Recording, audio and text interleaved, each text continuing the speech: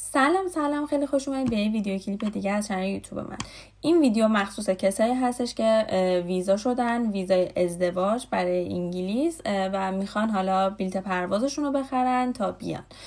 متاسفانه یکی از اشخاصی که من باشون در ارتباط بودم و میخواستن که بلیط پروازشون رو بخرن به یکی از دفاتر هواپیمایی مراجعه کردن و اونجا حالا نمیدونم اون شخصی که داشت به ایشون راهنمایی میداد حالا کم تجربه یا تازگار چیه نمیدونم، ولی خب برگشته بودن گفته بودن که شما باید بلیط رفت و برگشت بگیرید. دوستان این ویزای ازدواجه و طرف مقابل میخواد بیاد که اینجا بمونه و نیازی به بلیط رفت و برگشت نداره. ویزای توریستی نیستش این ویزا و همه ویزاها الزاما نباید رفت و برگشت داشته باشه.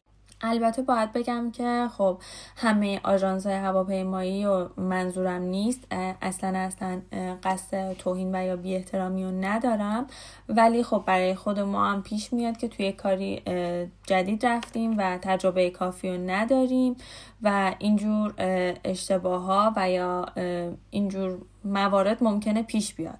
پس بهتره قبل از هر چیزی خودتون شخصا تحقیق کنید و حالا از کسایی که تجربهشو دارن بهتره بپرسین، ولی حتما به نظریه اکتفا نکنید. برید واقعا راجع به هر کاری که دارید تحقیق کنید. مرسی که تا اینجای ویدیو همراه من بودین.